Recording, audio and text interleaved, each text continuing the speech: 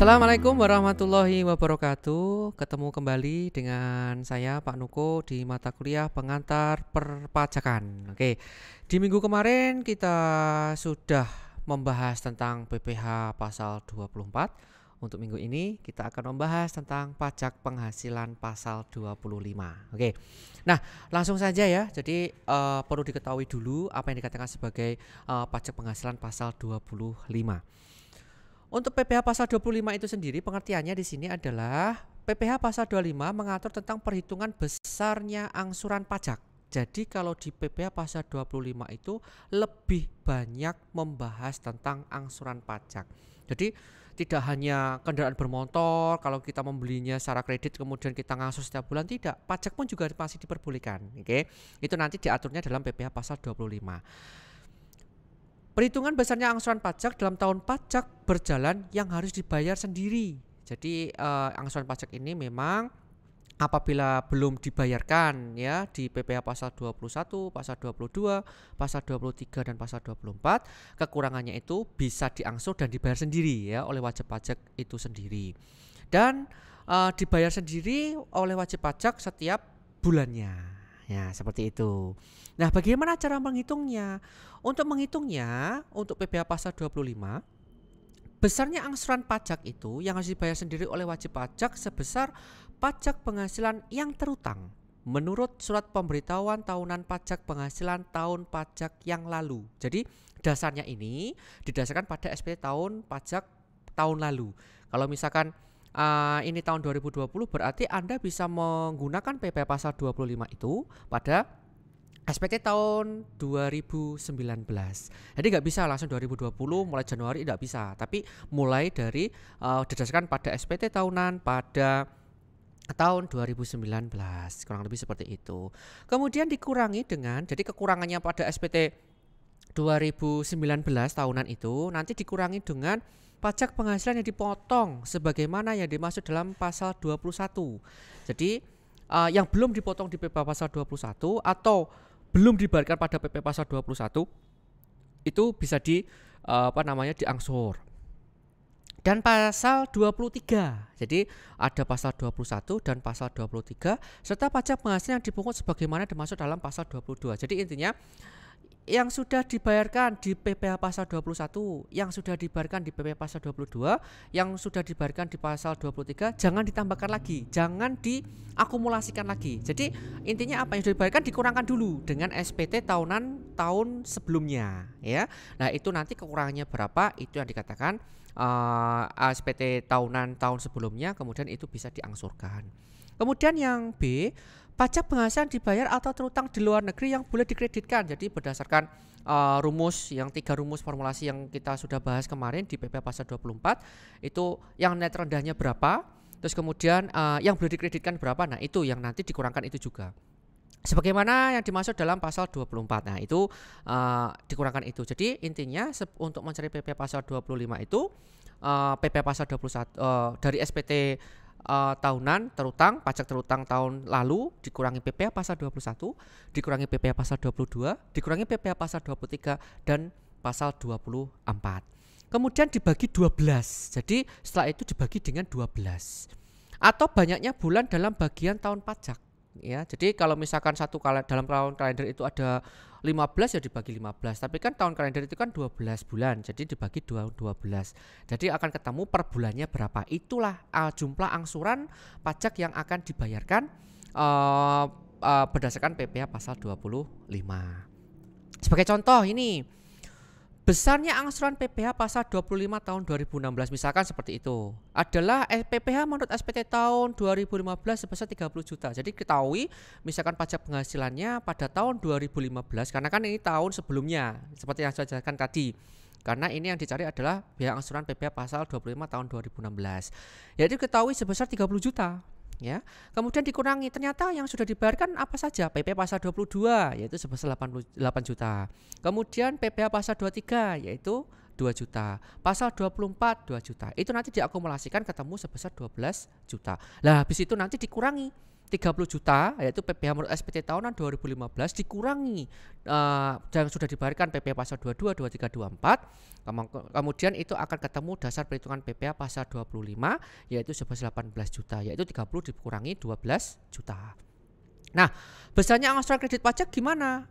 Berapa yang sudah akan dibayarkan setiap bulannya? Nah, tadi kan ketemu dasar perhitungan PPh pasal 25-nya sebesar 18 juta dibagi dengan 12 bulan. Jadi akan ketemu setiap bulannya kita bayarnya 1.500.000. Lebih enak.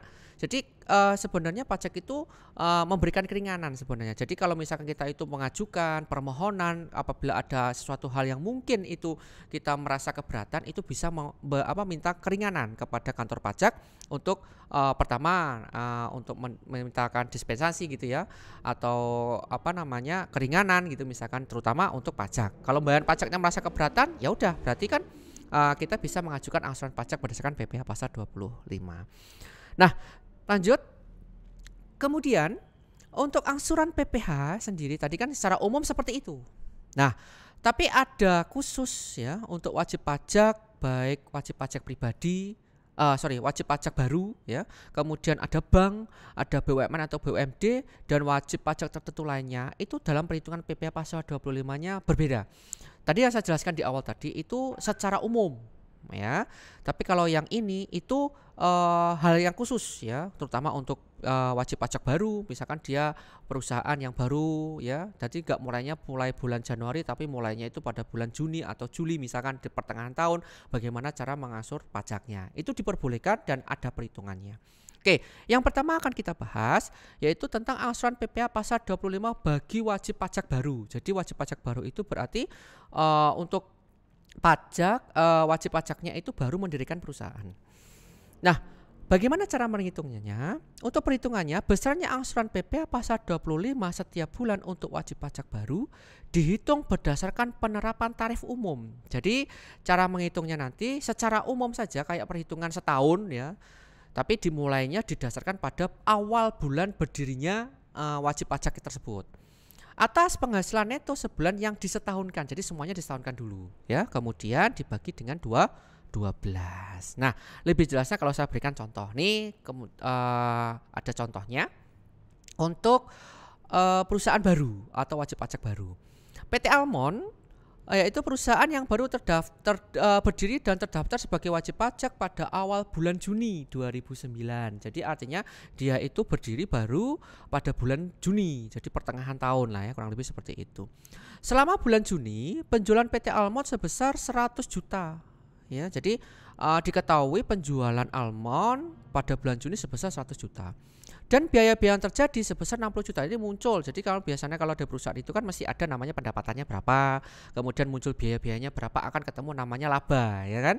Nah, ini bagaimana cara perhitungan PPh pasal 25 angsuran pajak kalau kita mengajukan angsuran pajak. Nah, bagaimana caranya? Yaitu kita mencari penghasilannya dulu. Jadi misalkan kalau diketahui penjualan tadi 100 juta, kemudian biaya sebesar 60 juta, akan ketemu penghasilan neto setahun yaitu 40 juta. Jadi 100 dikurangi 60 juta. Ketemu 40 juta. Nah, itu sebulan ya. Jadi diketahui di situ penghasilan neto sebulannya sebesar 40 juta. Lah dari sebulan tersebut itu disetahunkan ya. Bagaimana caranya? Ya dikalikan 12. Ya, jadi 12 dikalikan 40 juta ketemu sebesar 480 juta. Untuk PPh terutangnya bagaimana Pak? Berdasarkan PPh pasal 17, tarifnya kan sebesar 25% untuk WP badan. Jadi 25% dikalikan 480 juta, ketemu 120 juta PPh terutangnya. Itu untuk setahun. Ya. Maka untuk PPh pasal 25 untuk masa bulan Juni yaitu 120 juta dibagi 12 sebesar 10 juta. Jadi untuk wajib pajak baru tadi untuk angsuran pajaknya per bulan untuk bulan Juni ya. Jadi kita tidak bayar setiap bulan, tapi untuk bulan Juni karena yang ditanyakan ada bulan Juni yaitu sebesar 10 juta. Untuk bulan berikutnya sampai dengan penyampaian SPT tahunan dihitung lagi PPh pasal 25 setiap bulan seperti pada perhitungan di atas. Nanti kalau misalkan Juni tadi seperti ini, Juli nanti kalau misalkan ada penjualannya berapa, biayanya berapa, ketemu. Nah, nanti kemudian disetahunkan dikalikan PPh pasal 17 kemudian diketahui dan akan ketemu hasilnya berapa PP pasal 25 pada bulan Juli dibagi dengan 12. Maka akan ketemu berapa PPh pasal 25. Intinya kayak perhitungan PPh pasal 21 lah, kurang lebih seperti itu. Oke.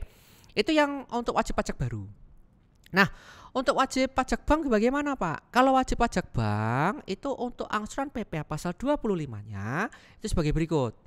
Jadi dihitung berdasarkan penerapan tarif umum dari laba rugi. Jadi dasarnya itu pasti kalau namanya pajak penghasilan, terutama untuk wajib pajak dalam negeri itu didasarkan pada penghasilan pendapatan atau labanya, ya, bukan labanya ya terutama ya.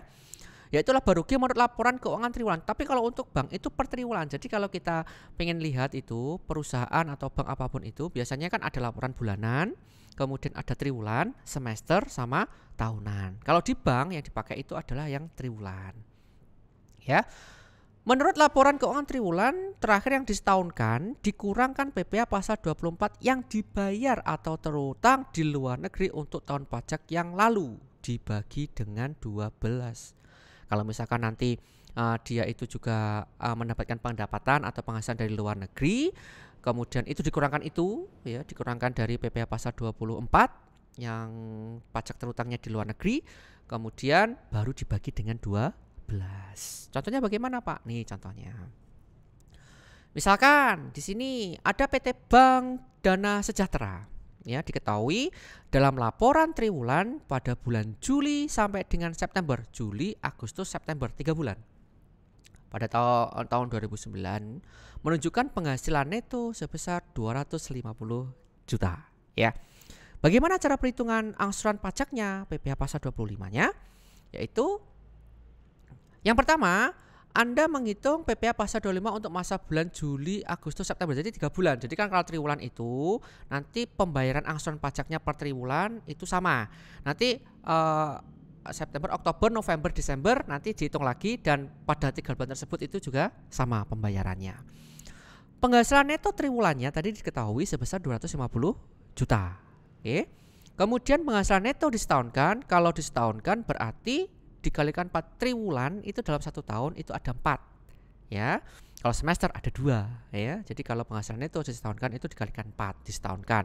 4 dikalikan 250 juta ketemu 1 miliar. PPh terutangnya berdasarkan PPh pasal 17 yaitu sebesar 25% dikalikan 1 miliar ketemu sebesar 250 juta. Nah, PPh pasal 25 pada masa bulan Juli, Agustus, dan September 2009 yaitu 250 juta dibagi dengan 12. Ketemu 20 juta 833 333. Artinya pada bulan Juli, Agustus, September bayarnya sebesar 20 juta sekian itu. Ya. Nanti kalau bulan Oktober, November, Desember, nah itu nanti dihitung seperti ini lagi, ya. Seterusnya seperti itu, Januari, Februari, Maret, triwulan misalkan seperti itu terus, ya. Disebutkan di situ juga untuk triwulan berikutnya dihitung kembali PPh pasal 25 tiap-tiap triwulan, ya, seperti perhitungan di atas itu berlaku untuk per 3 bulan. Itu khusus untuk bank. Oke. Terus kemudian kalau untuk BUMN atau BUMD, Pak. Nah, ini angsuran PPh pasal 25 untuk wajib pajaknya itu adalah badan umum milik negara maupun badan umum milik daerah, yaitu dihitung berdasarkan penerapan tarif umum, sama ya, tarif umum pasal 17 atas laba rugi fiskal. Jadi kalau di dalam laporan keuangan sektor publik terutama itu nanti ada rencana kerja dan anggaran pendapatan atau RKAP, ya. Dan nanti di sana itu kalau BUMN BUMD itu pasti ada labanya karena itu termasuk badan umum milik negara, ya. Pasti ada labanya. Contohnya apa, Pak? Pertamina, ya, KAI, ya. Yang telah disahkan oleh RUPS, Rapat Umum Pengasam, kalau BUMN kan pasti ada RUPS-nya, ya. Dikurangi dengan pemotongan pemungutan PPh pasal 22, pasal 23, pasal 24 pada tahun pajak yang lalu, kemudian dibagi dengan 12. Disebutkan juga jika RKAP itu belum disahkan, jadi kan biasanya kan kalau miliknya RUPS itu kadang molor, ya, kayak keuangan APBN itu biasanya molor. Januari kita ada program tapi nggak ada dananya. Nah, itu bagaimana, Pak? Nah, ini jika RKAP belum disahkan, jadi belum diputuskan lewat RUPS, maka besarnya angsuran PPh 25 atau angsuran pajak ya, itu tiap bulan adalah sama dengan angsuran PPh pasal 25 bulan terakhir tahun pajak sebelumnya. Kalau misalkan pada bulan Desember itu sudah diketahui pembayarannya berapa, Januari belum disahkan, untuk pembayaran bulan Januari sesuaikan dengan bulan Desember. Kemudian kalau misalkan Februari belum, ya disesuaikan dengan bulan Januari. Sebulan sebelum atau bulan terakhir tahun pajak sebelumnya. Itu yang dijadikan sebagai patokan untuk pembuatan atau perhitungan PPh pasal 25, terutama untuk wajib pajak BUMN dan BUMD. Contohnya bagaimana nih contohnya? Menurut RKAP, ya ini sudah disahkan ya, tahun 2010 yang sudah disahkan, PT Jogja Bangkit yaitu merupakan sebuah BUMD yang dimiliki pemerintah Yogyakarta, diperkirakan mempunyai penghasilan neto sebesar 1 miliar. Ya, kemudian kredit pajaknya yang nanti dikurangkan yang sudah dibayarkan, pertama PPh pasal 22, kemudian PPh pasal 23, kemudian pasal 24 ya dikurangkan itu tahun 2009 berjumlah 40 juta. Bagaimana cara perhitungan PPh pasal 25 untuk wajib pajak BUMN maupun BUMD? Caranya yaitu kita mencari dulu penghasilan netonya. Tadi udah diketahui penghasilan netonya sebesar 1 miliar. Kemudian PPh terutangnya bagaimana? Nah, berarti kan kalau sebelumnya kan dikurangkan dulu. Kalau ini enggak, kita cari pajak terutangnya dulu, yaitu dikalikan 25% berdasarkan pasal 17 dikalikan 1 miliar, kemudian sebesar 250 juta. Nah, 250 juta nanti dikurangi kredit pajak. Tadi pasal 22, 23, 24 sebesar 40 juta. Ketemu PPh yang dibayar sendiri sebesar 210 juta. Itu yang akan dibayarkan. Nah, karena merasa keberatan bayarnya 210 juta itu, kemudian minta angsuran pajak ya, yaitu berdasarkan PPh pasal 25 dari 210 juta dibagi dengan 12. Ketemu sebesar 17.500.000 mulai bulan Januari Februari pada tahun 2011 mulai ngangsur angsuran pajak sebesar 17.500.000 selama 12 bulan. Nah, seperti itu. Nah, itu sedikit penjelasan dari PPh pasal 25. Kita lanjutkan lagi di materi selanjutnya. Silakan kalau ada pertanyaan bisa kita sambung lewat Google Classroom ataupun pada saat kelas offline. Mungkin itu saja yang bisa saya sampaikan. Terima kasih atas perhatiannya. Kurang lebihnya saya mohon maaf. Saya akhiri. Billahi taufiq wal hidayah. Wassalamualaikum warahmatullahi wabarakatuh.